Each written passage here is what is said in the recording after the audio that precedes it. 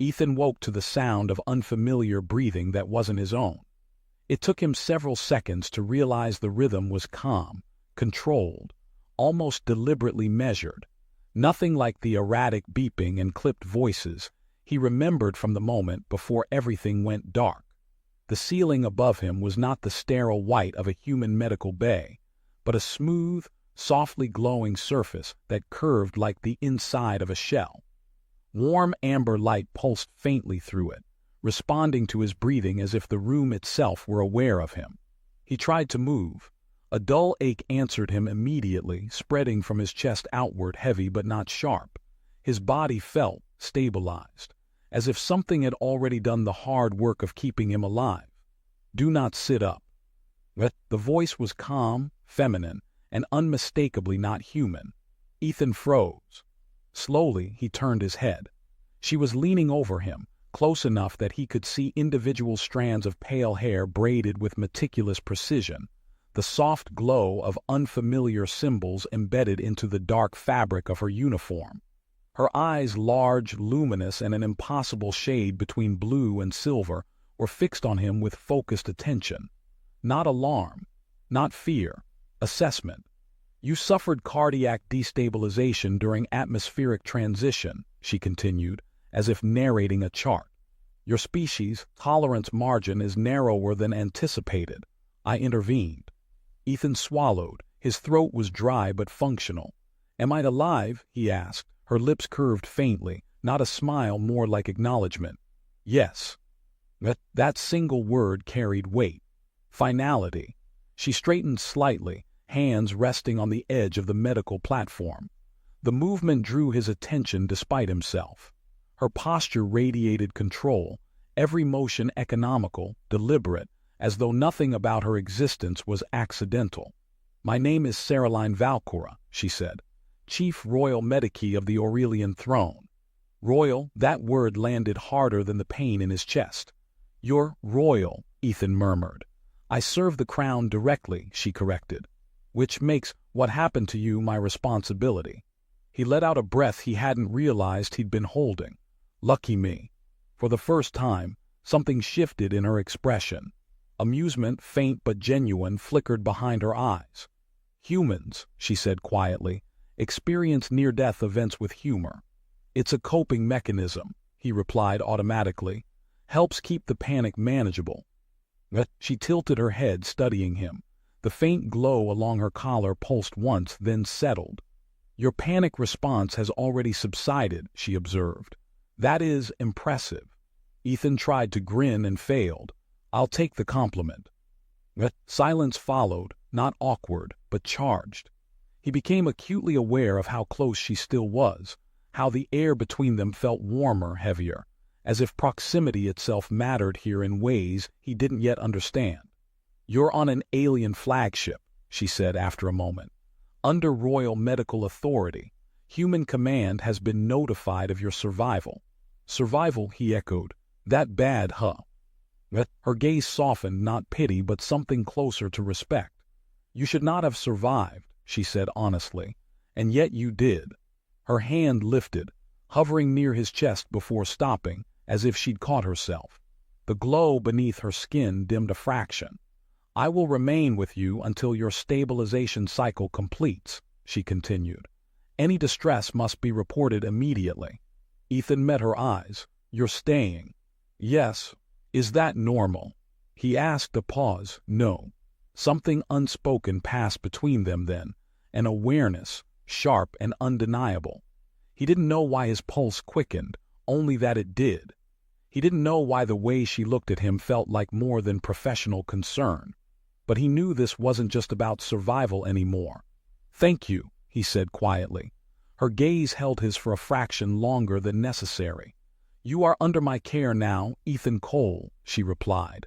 "And care, once given, carries meaning here." The lights dimmed slightly as she straightened, but the warmth didn't fade. As consciousness began to pull him back under, one thought lingered, clear and unsettling. He hadn't just woken up in an alien medical bay. He had woken up under the attention of someone powerful enough that even survival felt like the beginning of something irreversible. Ethan drifted in and out of awareness for what felt like hours, though time aboard the flagship did not behave the way he expected. There was no steady hum of machinery like on human ships, no sharp transitions between waking and sleep. Consciousness here faded and returned gently, guided by something precise and deliberate.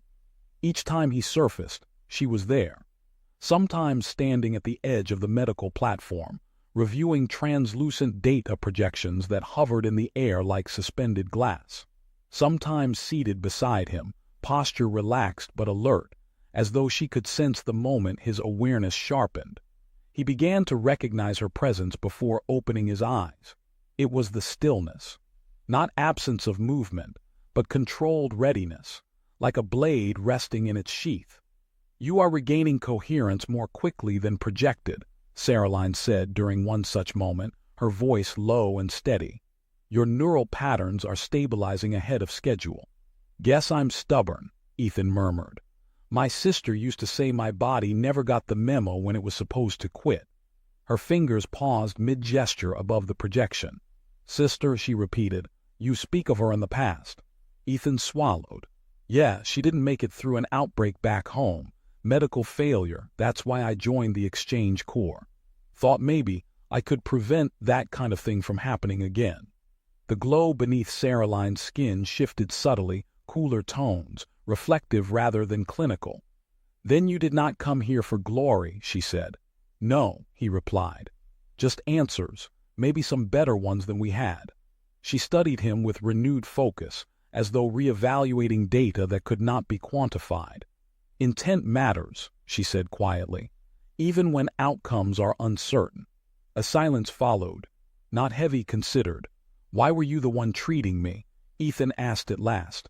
"Aren't there other doctors, less royal ones?" Her lips curved faintly. "There are many capable healers aboard this vessel," she acknowledged. "But your condition triggered several thresholds. Political, biological, symbolic. That doesn't sound reassuring." "It should not," she said honestly. "You crossed into a margin where protocol yields to authority. And you're that authority." "Yes," he exhaled slowly. "So if I flatline again, does that start a war?" A flicker of amusement returned, brief but real. "Only if you do so dramatically." Despite himself, Ethan laughed soft, careful not to aggravate his chest. The sound seemed to surprise her. The glow along her collar brightened a fraction. "You are disarming," she observed. "People keep telling me that," he replied. "Usually right before things go wrong." Her gaze lingered on him, searching for something beyond vitals and neural response. "You are not behaving as expected," she said. "Story of my life." She reached toward him again, this time without hesitation. Her fingers pressed lightly against the fabric over his sternum. Warmth radiated through the contact, not heat but presence, awareness. As if her touch carried intent as much as pressure. "Your heart rhythm remains irregular," she noted, "but not unstable." Ethan held his breath, suddenly conscious of how close she was again, of the faint luminescence pulsing beneath her skin, responding to his heartbeat in subtle synchrony. "Is that normal?" he asked. Her eyes met his. For a moment something unreadable passed through them. "No," she said softly, "it is not."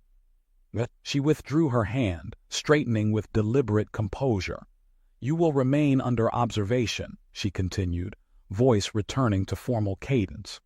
"When you wake fully, you will be briefed on your status aboard this vessel." "Status," Ethan echoed. "That sounds official." "It is," she said. "You are now classified as a protected individual under royal medical jurisdiction." "That's a mouthful." "It carries obligations," she added, "for both of us." Before he could ask what that meant, the ambient light shifted, subtle but unmistakable. A signal. Caroline's posture changed instantly, attention sharpening. "The Crown has been notified of your recovery," she said. "There will be questions." "About me." "About you," she confirmed, "and about why I intervened personally." Ethan felt a strange knot form in his chest, part anxiety, part something else entirely. "Did you have a choice?" he asked. Her gaze returned to him, steady and unflinching. Yes, she said. That answer lingered between them long after she turned away. As he watched her move toward the far end of the chamber, elegant, controlled, undeniably powerful, Ethan realized something unsettling. Whatever had happened during those first critical moments, it hadn't been routine, and whatever came next would not be either. Ethan's first fully conscious awakening came without warning. No gradual return, no drifting. One moment there was darkness, the next, clarity. The medical chamber sharpened into focus around him. Smooth curved walls alive with slow-moving light, faint harmonic vibrations in the air that resonated more through bone than ear. His body felt whole, not merely healed but recalibrated, as if something had adjusted him to fit this place. He sat up. This time no pain answered him. That was ill-advised. Saraline stood near the chamber's entrance, her back partially turned as she conferred with a tall, slender figure Ethan hadn't seen before. The other being alien like her but older, their luminescence subdued and formal, fell silent immediately. Saraline turned. Her gaze moved over him quickly, assessing, not alarmed but unmistakably alert. "You are stable," she said, "but you were instructed to wait." "Sorry," Ethan replied, swinging his legs over the side of the platform. "I got tired of feeling like cargo." The corner of her mouth lifted, barely. "You are not cargo," she said. "If you were, you would have been transferred already." "That's reassuring," he offered. The other alien inclined their head respectfully towards Saraline and withdrew without a word, the doors sealing soundlessly behind them.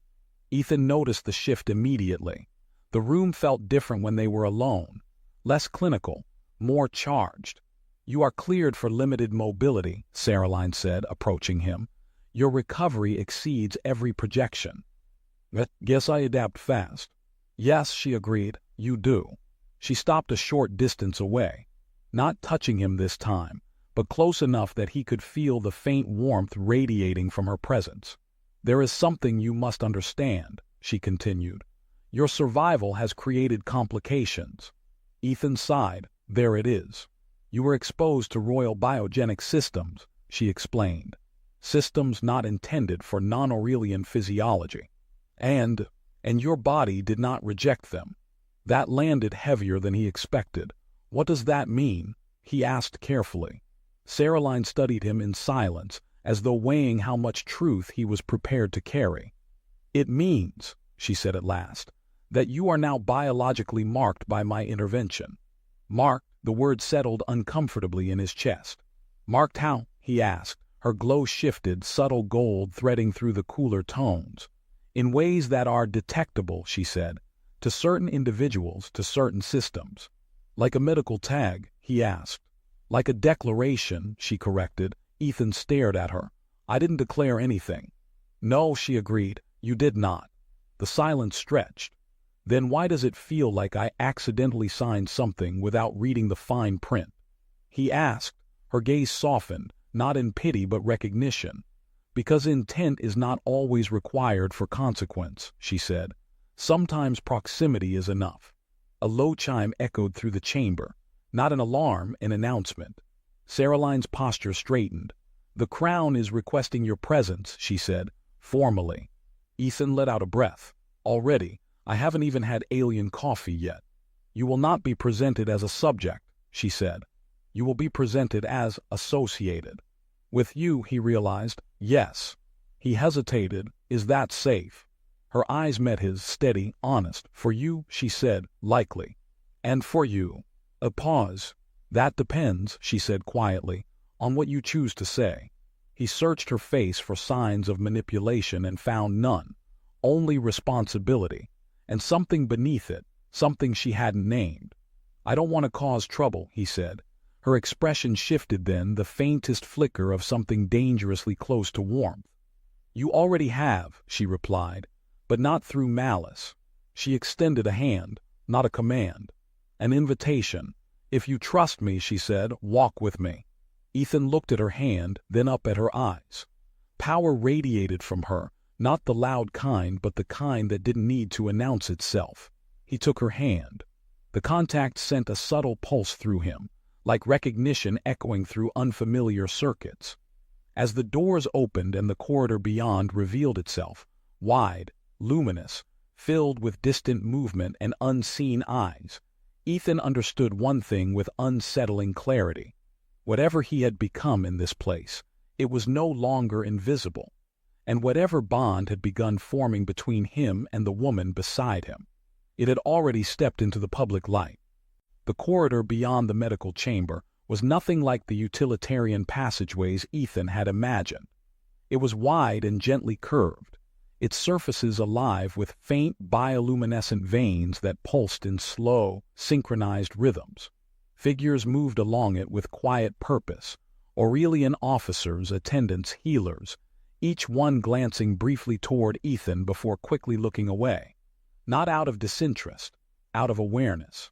Saraline's hand remained lightly closed around his as they walked, not possessive, not guiding, present. "You are being noticed," Ethan murmured. "Yes," she replied calmly. "Your biosignature is no longer neutral." That's a polite way of saying I stand out." "You stand out because you are under my protection," she said, "and because protection implies claim." He slowed slightly. "You keep using words like that." "They are accurate words," she answered. They approached a set of tall doors formed from interlocking crystalline panels. Soft light spilled through the seams, carrying a faint harmonic resonance that made Ethan's skin prickle. "This is the antechamber," Saraline said. "Beyond it is the presence hall." "Presence," he repeated, "not throne room." "The crown does not rule from elevation," she said. "It rules from proximity." That didn't make him feel better. The doors parted soundlessly. The chamber beyond was vast but not cavernous. The space was circular, its center open, its edges lined with organic structures that seemed grown rather than built. Light flowed downward from above like liquid gold, converging on a single figure standing at the center. She was taller than Saraline, older. Her presence filled the room without effort. The crown. Ethan felt it immediately, not fear but gravity. The kind that pulled attention inward whether you wanted it or not. Saraline released his hand. Not because she had to, because protocol demanded it. She stepped half a pace ahead of him and inclined her head in a precise, respectful gesture. Ethan followed her lead, hoping his imitation didn't offend. The crown's gaze settled on him. "So," she said, her voice resonant and smooth, carrying no need for amplification. "This is the human who survived royal intervention." Ethan swallowed. "That would be me." Saraline stiffened beside him.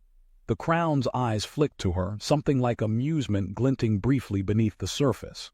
"He speaks freely," the crown observed. "Yes, your radiance," Saraline said. "It is characteristic." "Is it," the crown replied, "or is it trust?" Ethan felt the weight of that question land squarely on him. "I don't know enough about your culture to be anything but honest," he said carefully. "Anything else feels dangerous." The crown studied him for a long moment. Then she smiled. "An adaptive answer," she said. "You are aware, human, that your survival was not a simple medical outcome." "Yes," Ethan replied. "I'm starting to get that impression." "You were exposed to systems reserved for those bound to the crown," she continued. "Systems that alter perception, physiology, and eventually status." Ethan's pulse quickened.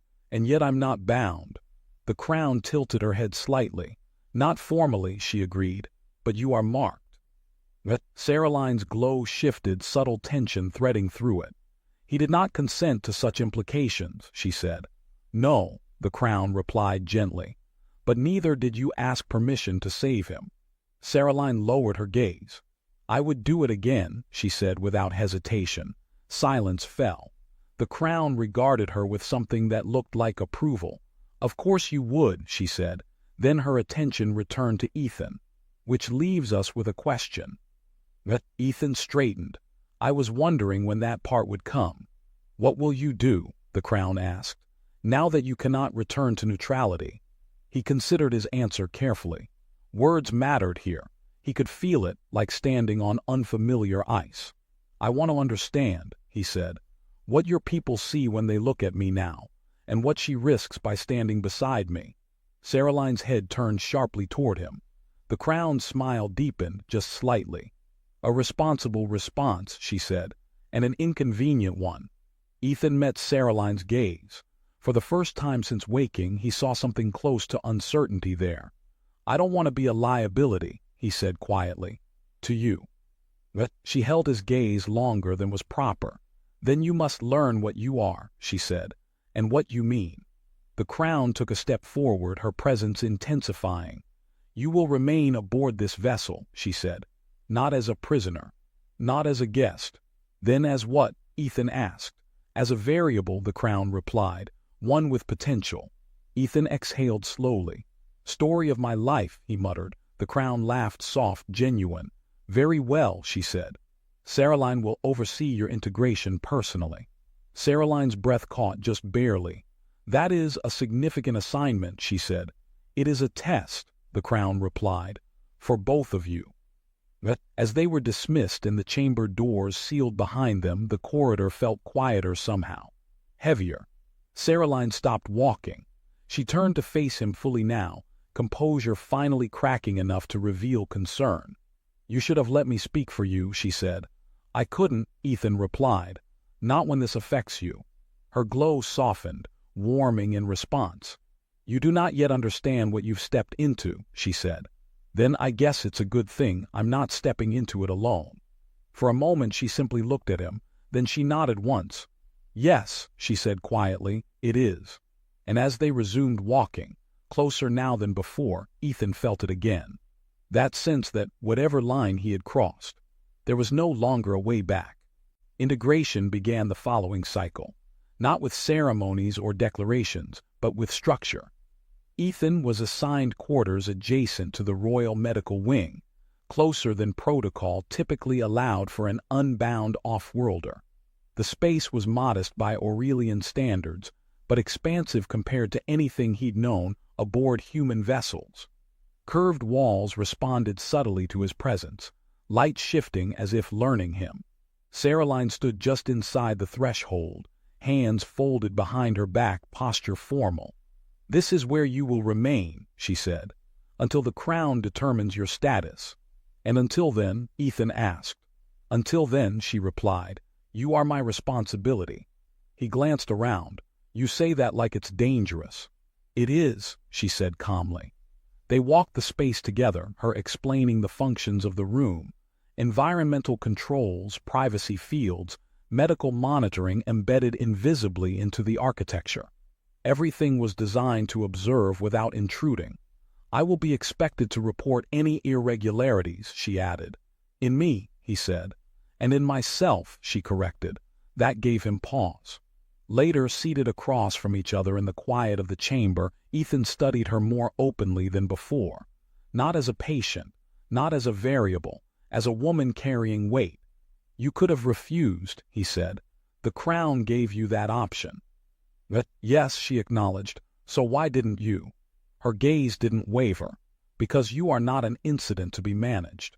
That sounds personal. It is, she admitted. The glow beneath her skin shifted, soft, restrained, intimate in a way he was beginning to recognize. Among my people, she continued, proximity creates resonance. Repeated interaction deepens it. You and I are already resonant. Ethan swallowed. Is that bad? It is irreversible, she said. Silence settled between them, not awkward but heavy with implication. What does integration actually involve? He asked. Saraline rose and moved closer, stopping just short of where protocol would demand distance. Observation, she said. Education, mutual adaptation. And supervision. Yes, he met her eyes. You don't like that part. No, she said, because it implies doubt. Her hand lifted, hesitated, then lowered again without touching him. If at any point the Crown believes my judgment compromised, she continued, this assignment will be revoked. And you, I will accept the consequence. Something tightened in Ethan's chest. That's not fair. She looked at him sharply. Fairness is not the metric here. Then what is? Meaning, she said quietly, that word again. Later, during their first structured session, Saraline guided him through Aurelian communication protocols. How eye contact signaled intent, how silence could imply consent or refusal depending on duration, how certain phrases carried implications far beyond their literal meaning. "You must learn restraint," she said. "Your species uses language casually, ours does not." "I noticed," he replied. "Seems like one wrong sentence here can rewrite your life." Her gaze lingered on him. "Yes," she said, "it can." The day passed in quiet intensity, learning, adjusting, testing boundaries. Neither of them spoke aloud. And yet, beneath it all, something shifted. The distance between them narrowed not in steps, but in awareness. That evening, as the ambient light softened into rest cycle hues, Ethan found himself standing beside her at the viewport, watching the slow drift of stars. "I don't feel like a variable," he said. "What do you feel like?" She asked. He considered. "Like I'm being chosen." Her glow flared bright, unmistakable. "That is dangerous to say," she said softly. "I'm not trying to," he replied. "I just feel it." She turned to face him fully now, composure carefully held together.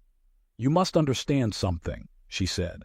"If the Crown concludes that what is forming between us is not incidental, then what? Then it will demand definition." Ethan met her gaze. "And if I refuse?" Her voice lowered. "Then you will be protected." "And you?" She did not answer immediately. "I will endure," she said at last. He stepped closer, not touching but present. "I don't want you to endure me," he said. "I want you to choose."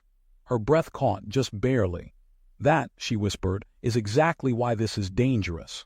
As the stars drifted silently beyond the glass, Ethan understood one thing with sudden clarity.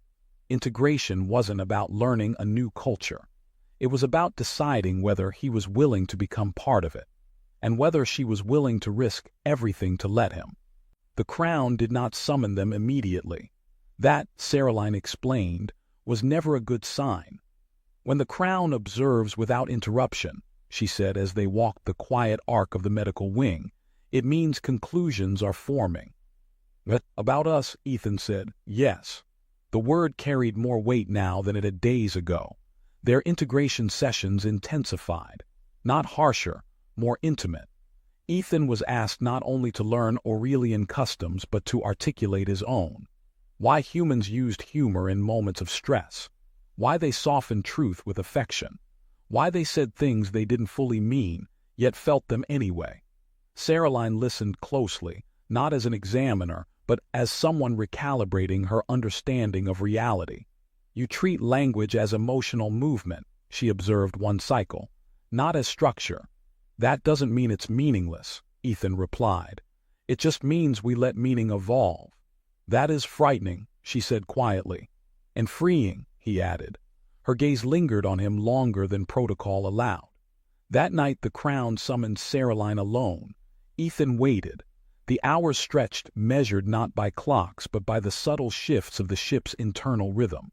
He tried to focus on the data tablets Saraline had left him, but his attention kept drifting back to the doorway. When she returned, something was different. Not broken, not shaken, resolved.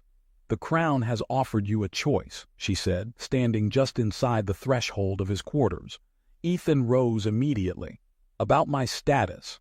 "Yes," she replied, "and about mine." His chest tightened. "She believes the resonance between us has reached a threshold," Saraline continued. "One that can no longer be categorized as medical or procedural." "So personal," Ethan said. "Yes." He held her gaze. "What's the choice?" She stepped closer, stopping just within arm's reach. "You may remain aboard this vessel as a protected external associate," she said. "Your safety would be guaranteed, your presence tolerated. And you?" "I would be reassigned," she said calmly. "Another Medikey would oversee your monitoring." Ethan didn't hesitate. "No." Her glow flickered, surprise quickly contained. "You have not heard the alternative." "I don't need to," he said. "I'm not doing this without you." Silence stretched between them, heavy and charged. "The alternative," she said carefully, "is that you formally declare intent." Ethan's breath caught. "Intent to?" "To remain," she said. to bind your integration to mine. He searched her face for hesitation and found none, only caution, care. And what happens to you? He asked. If you do, she said, my role becomes redefined. In danger. In consequence, she corrected. Ethan exhaled slowly. So either I stay safely without you, or I stay with you and everything changes. Yes. He stepped closer, not touching but unmistakably present. You already chose, he said softly. Her eyes widened slightly. I did not. You did, he insisted gently. You chose the moment you intervened, the moment you stood beside me in the presence hall, the moment you didn't let the crown speak for you. Her glow warmed gold threading through silver. And now, she asked. He met her gaze, steady and certain. Now I choose back. The words hung between them, not a declaration, not yet, but something just as real. Caroline closed her eyes briefly as if steadying herself. If you proceed, she said, there is no return to neutrality, no quiet exit. You will be seen as aligned. With you, he said, yes. He smiled faintly. I'm starting to think neutrality was overrated.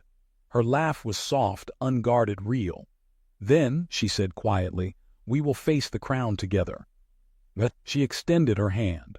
This time when he took it, there was no hesitation, no uncertainty, only choice.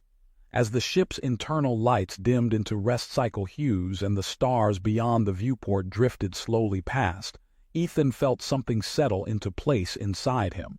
Not obligation, not fear, belonging. And somewhere deep within the flagship, unseen and attentive, the crown watched. Not to stop what was forming, but to see what it would become. The declaration was not immediate. That, Ethan learned, was deliberate. Intent within Aurelian culture was never spoken impulsively once consequences were understood. It required calibration, of words, of witnesses, of meaning itself. The crown did not rush such things, and neither did Caroline. They were given time, not isolation, but proximity without interruption. Their quarters were quietly reassigned, still separate spaces, but connected by a shared threshold that neither of them crossed without awareness. It was symbolic, Caroline explained, acknowledgement without assumption. This is as close as we may stand, she said, resting her hand briefly against the archway that connected their spaces. Until you speak. And once I do, Ethan asked. Then there will be no architecture between us, she replied, only choice. The days that followed were not filled with ceremony, but with honesty. They spoke of fear. Ethan admitted how close he'd come to returning to human command, how tempting neutrality had been, how easy it would have been to leave before connection deepened into responsibility. Caroline confessed how terrifying it was to care openly in a culture where clarity was protection and ambiguity could destroy reputations, futures, identities. To choose you, she said one cycle as they stood together at the viewport, is to accept that I will never again be unseen. But you already aren't, Ethan replied. You're just used to carrying it alone. She turned toward him, her luminescence soft and vulnerable. I do not know how to share that weight, she admitted. I'm not here to take it from you, he said quietly, just to carry my part. That answer stayed with her. When the crown summoned them again, it was not to the presence hall. It was to a smaller chamber, private, intentional, stripped of spectacle. No guards, no observers, only truth. You have been given space, the crown said, her voice calm and unadorned. Few receive that. I won't waste it, Ethan replied.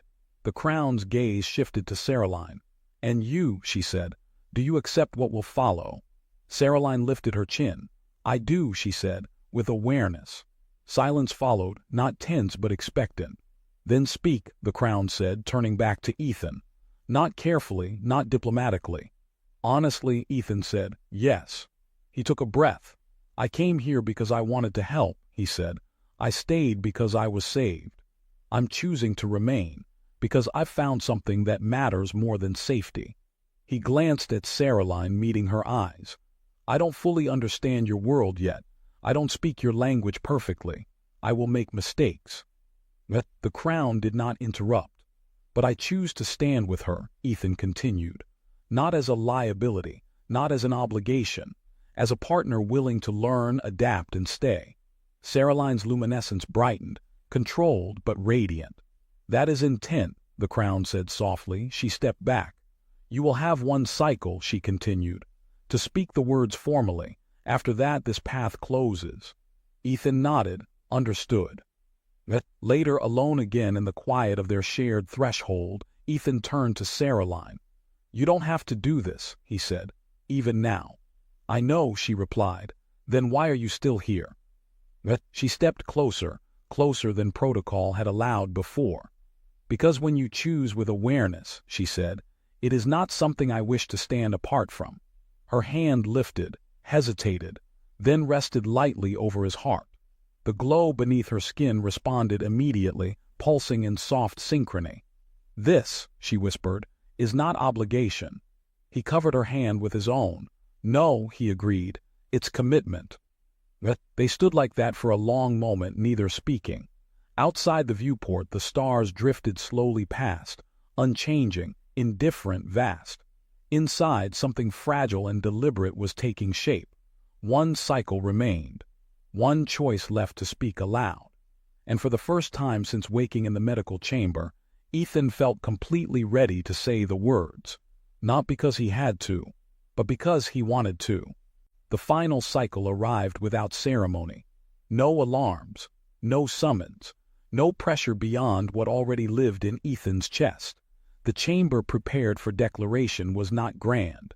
It was small, circular, almost intimate, walls alive with faint, steady light that responded to presence rather than authority. There were no observers beyond the crown herself, standing at a respectful distance, her expression unreadable but attentive. Saraline stood beside Ethan, not ahead of him, not behind, beside. That alone felt like a statement. "You may speak," the crown said gently, "when ready." Ethan didn't rush. He took a breath, not to steady himself but to feel where he was. The warmth of the air, the subtle hum of the ship, the presence of the woman next to him, whose glow had become as familiar to him as his own pulse. "I came here by accident," he said quietly. "At least, that's what I thought." The crown remained silent. "I didn't plan to stay," he continued. "I didn't plan to matter. And I definitely didn't plan to stand in a room like this, choosing something that changes everything." Saraline's glow warmed, but she did not look at him. She didn't need to. "But somewhere between waking up alive when I shouldn't have been, and realizing that someone powerful chose to save me knowing the consequences, I stopped thinking in terms of exits." He turned to face her fully now. "I'm not here because I'm bound," he said. "I'm here because I choose to be." Her breath caught just slightly. "I choose to remain," Ethan continued, voice steady. "I choose to learn, I choose to adapt. And I choose to stand with Saraline Valcora, not as a protected variable, not as an obligation, but as someone who understands the weight of intent and accepts it willingly." Silence filled the chamber, not empty silence, complete silence. Then the crown inclined her head. "Intent has been spoken," she said, "and understood." She stepped back, creating space, not distance but acknowledgement. "The bond is recognized," the crown continued, "not as possession, not as command, as alignment." Saraline turned toward Ethan then, composure finally giving way to something raw and luminous. Her glow bloomed, gold threaded with colors he still didn't have words for. "You chose," she said softly. "Yes," he replied, carefully. Her hand found his.